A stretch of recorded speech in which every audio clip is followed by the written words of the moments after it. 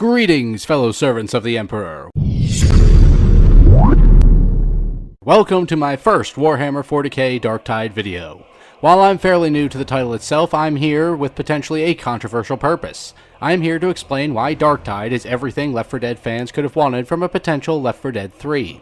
I'll go over gameplay similarities, compare the stories, and explain how Darktide builds off of and improves on many of the systems we were first introduced to in Left 4 Dead. Let's strive forth, brothers and sisters. Firstly, let's take a look at some areas where the classic Left 4 Dead franchise and Darktide coincide in terms of gameplay. Left 4 Dead is a first-person shooter where you are dropped into a linear map and are tasked with fighting through scattered common infected to reach a safe house or objective that needs to be completed. On the way there, you'll be accosted by a variety of special infected, including the dreaded tank, and waves of common infected who are hell-bent on putting you down as soon as possible. You're part of a 4-person team, and each member of the team can utilize any weapon they find in the field, with numerous piles of ammunition scattered across the map to keep everyone supplied. They also have a pistol with unlimited ammo or a melee weapon in the case of Left 4 Dead 2. Teams can also come across a variety of throwable weapons while out in the world. Teammates can be put into a down state if they take too much damage and can be finished off by any infected or just left to bleed out. Healing can be done via med pack that anyone in the team can apply to anyone, or temporary health can be acquired by the consumption of various medications. If a teammate is killed, they can later be rescued inexplicably trapped behind a closet door. On the other hand, Darktide is a first-person shooter where you're dropped into a linear map and are tasked with fighting through scattered mobs of chaos cultists to reach a final goal that needs to be completed before extraction. On the way there, you'll be hassled by a variety of tougher cultists and mutants along with the occasional chaos spawn. You're part of a 4-person team, and each member of the team has unique abilities and weapons based on their class. Each team member has access to a ranged weapon and a melee weapon. Teams can also come across ammo and grenade pickups, medical crates, and ammo crates that can be picked up and deployed by the player at a later time. Teammates can be put into a down state if they take too much damage and can be finished off by any other damage or just left to bleed out. If a player is revived or is damaged by chaos weapons, a portion of their health bar will become corrupted, lowering their overall max health. If a player has 2 full bars of corruption, they will then be outright killed the next time they are downed. Healing can only be done through the use of medical crates or various medicarium stations that appear across the map. These stations also purge the corruption from your system. Temporary or extra health can be attained by utilizing certain abilities that regenerate your toughness, or just by staying near your team to regenerate it. If a teammate is killed, they can later be rescued from having been captured by the cultists.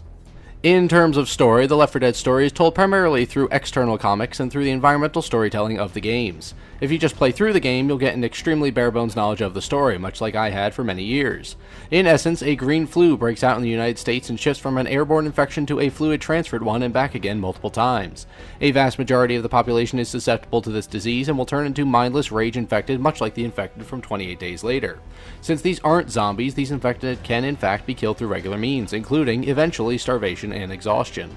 Some people have certain genes that mutate them once they become infected. This leads to the creation of hunters, smokers, boomers, tanks, witches, spitters, chargers, and jockeys. The first game takes place in Pennsylvania about 2 weeks after the initial infection, and you can take on the role of one of 4 characters. Francis is a dickhead biker with some charm. Bill is a grizzled Vietnam War veteran who butts heads with Francis but becomes the de facto leader of the group. Zoe is a college student who had to kill her parents when they got infected. And Lewis is an office worker with a fascination for firearms, which is why he survived so long. All 4 of these characters are carriers of the green flu, so they will never turn, but they are biohazards to any other non-infected people. Darktide Story focuses on a squad of inquisitorial agents investigating a chaos infiltration in the hive city of Tertium on the planet of Atoma Prime. The customizable player character begins the story detained aboard a prison transport for a crime that is determined during player creation. During transport, the ship is attacked and overwhelmed by Nurglite cultists. These cultists infect random citizens of the Hive City and essentially turn them into plague zombies who attack with melee weapons, while the actual cultists can use ranged weaponry. The player rescues explicator Zola, and the 2 of them successfully evacuate the ship. Zola agrees to spare the player from the death penalty by conscripting them into the Inquisition. From their base aboard the ship the Morning Star, spelled like this to be edgy, the Inquisition deploys the player to different sectors within Tertium to research and suppress the Nurglite infestation and cult, with the player returning to the ship after each mission. This puts Darktide's mission structure in a more similar vein to Deep Rock Galactic than Left 4 Dead.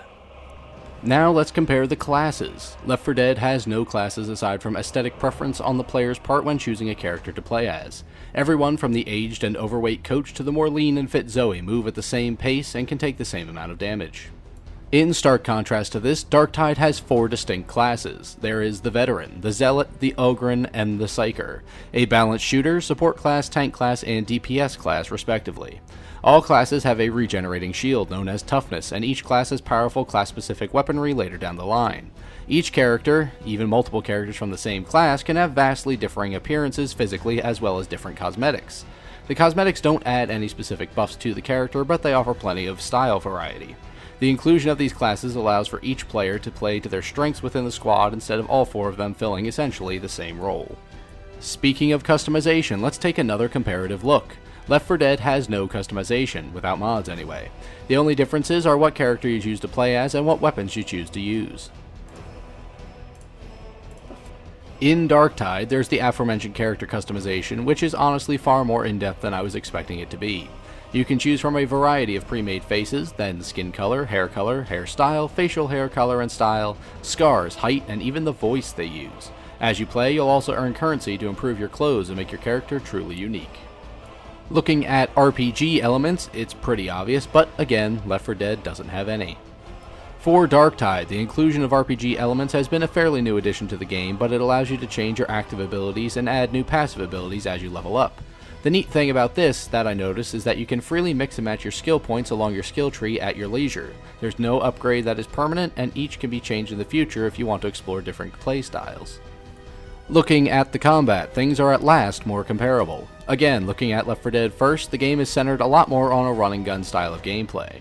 You have a pistol with unlimited ammo or a melee weapon as a backup weapon and a primary weapon of your choosing. The melee combat is very simplistic. Most of the time, a melee weapon is swung in a large arc, and it makes contact and kills almost all the common infected with that one swing. This swing can be spammed very quickly, and there is no downside to using it.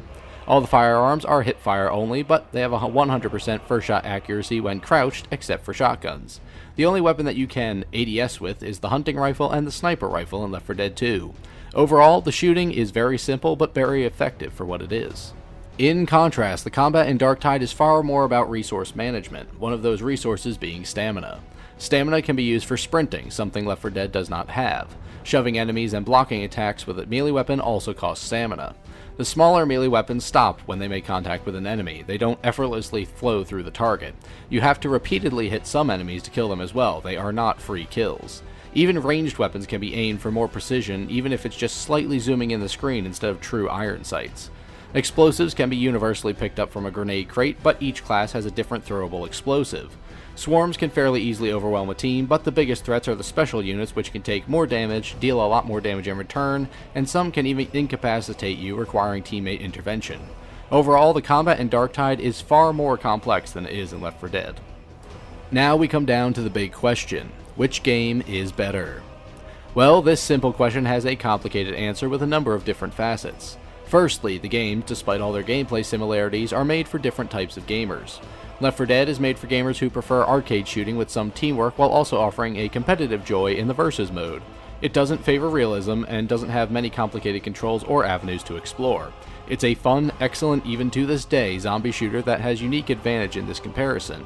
It can also be enjoyed solo.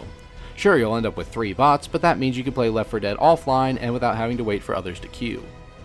Darktide, on the other hand, is a strictly online co-op experience. You don't have the option to play alone. The only way that will happen is if all 3 of your teammates leave mid-mission, but then you'll end up with bots to fill their places. This also takes away the opportunity for offline play. Darktide was also not made only for fans of Warhammer, but fans of moderately complex shooters like Call of Duty or Battlefield. There's a greater sense of realism to the fights, despite the setting, and many weapons have the option to aim down sights for a good FPS experience. Its graphics are better than Left 4 Dead, but it's also decades newer, but it also makes the fights far more visceral and satisfying. While running and gunning is still an option, it has an overall slower pace than Left 4 Dead. So as it sits, comparing the two for a definitive better game is a little tough, as they are dissimilar instead of strictly different. They're both co-op, first-person shooters featuring teams of 4 going against hordes of AI. However, all the things I've listed earlier in the video go a long way towards differentiating the two games from each other. So after this long-winded analysis, I'm going to give the edge, just barely, to Darktide. Yes, I can hear all the Left 4 Dead fans closing out of the video, but please let me explain. Left 4 Dead, looking at the first one, which is still my favorite, we've got 6 maps with another being a strict horde mode. There are a number of sections to each map, but after playing them all, they do get old given that they are fairly linear with deviations from the set path being of little reward or purpose. In contrast, Darktide has 7 missions happening across 5 zones, which have 2 to 3 maps each, which makes for 12 to 14 maps about. That's double the map content, not to mention all the RPG elements and the customization options that can keep the grind going longer, so there's little to no reward that Left 4 Dead offers players. Surely, Left 4 Dead is a massively fun game in its own right, without the need for rewards, but the lack of such can lead replayability down a shorter path. And so that's all I have today, brothers and sisters. I felt this was a fun video to dive into because it was the first time I played Darktide. I couldn't help but think of Left 4 Dead. There are certainly similarities between the two, but I do feel that Darktide improves on the Left 4 Dead formula in almost every way. Another game I like to compare to Darktide is Deep Rock Galactic. Keep an eye out for that video in the future. Darktide and DRG may be even more similar than Left 4 Dead, so that'll be another fun comparison to make. If you like this type of game comparison video, then be sure to leave me a little thumbs up and a subscribe if you want to hear more from me. I'm fairly new to Warhammer, but it's a universe that captured me with such ferocity that I've not felt since I got into Star Wars. I truly appreciate your time, and I hope you're all having a great day. I've been Doodleman149, and until next time, go forth for the Emperor!